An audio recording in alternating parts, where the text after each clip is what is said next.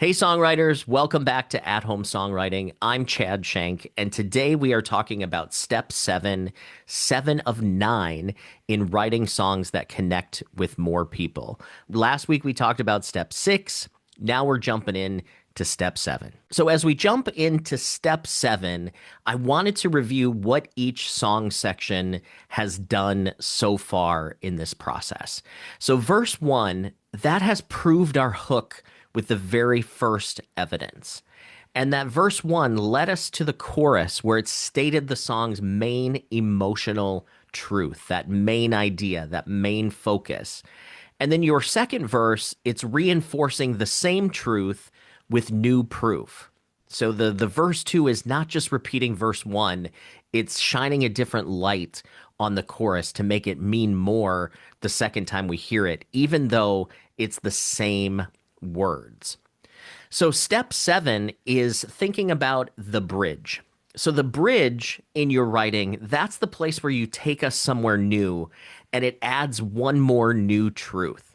So your bridge, it changes the perspective, it helps to deepen the meaning, but it doesn't change the hook. It's just another perspective and another way to look at the same truth, just like verse 2, but you do it in a way that adds more contrast and takes us to somewhere different. And the bridge is really where you can throw in a little bit of an emotional turn. It's where the camera pulls back a little bit, the stakes of what you're saying become clearer, and the song itself gains weight. And it's the final confession of what the singer wants to tell you about what's going on in the song. And the bridge can answer a new question. So the bridge could answer, what is this all really about? What is the song really about? What does this cost me emotionally? What is the emotional cost for the singer? Or what happens if this fails? You know, if you're talking about something in your song, what happens if none of this works out? That could be a great bridge answer or a great bridge perspective. Also, where do we go from here? What does this all mean? Those are the same types of questions that you can answer in your bridge to help pull out more emotion from your listener. And you really want to pick one specific bridge function. So you have 3 choices here. You have the option of a confession. So it's the singer confessing their deep feelings, their deep emotions. You could also escalate a situation. There's an escalation in emotion, or you can reframe. So that means you're changing the perspective, changing how something is looked at or how you are looking at something. And confession bridges, they are going to reveal inner truth. They're there to name a fear or a flaw. Maybe they admit something that the singer hasn't said before. This is a place where you can use that confessional bridge to increase the vulnerability and make that last chorus mean something more. In an escalation bridge, this is where you are raising the stakes. So this is where you're showing us how big this feels. You can use scale or extremes, and you can communicate emotional risk. So escalation means really pushing the situation to its limit, pushing the situation to its extreme, and really showing us why any of this matters and why the chorus or why the final chorus is related to this within the bridge. So you're escalating the emotion. And then for the reframe bridges, this is where you're shifting the meaning. So it's the same hook, it's the same chorus, but there's a new understanding. The responsibility might shift in the song. The listener may see it differently. The point of view could potentially change, or not necessarily the point of view, but the perspective of who's singing and why they're singing or who they're singing to. All of that could be a way to reframe the same idea. And what your bridge really should not do is your bridge should not introduce a new topic.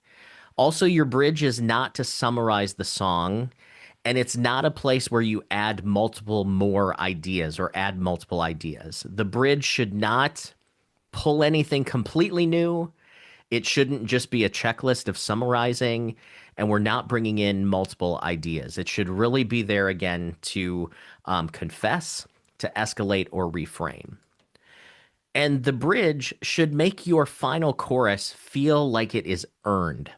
You know, the listener already suspects it, and you confirm it with the proof, right? So the emotion deepens naturally. So if you set up your bridge and you use what we just talked about, it makes that final chorus, even with the same words, feel like it is inevitable, and it feels like we earned it, and it feels like that's the only way we can say what we need to say, and it gains emotional clarity. So don't leave the bridge until your song feels bigger after the bridge. So ask yourself as you're writing, did the meaning deepen with this bridge? Ask, did the perspective change?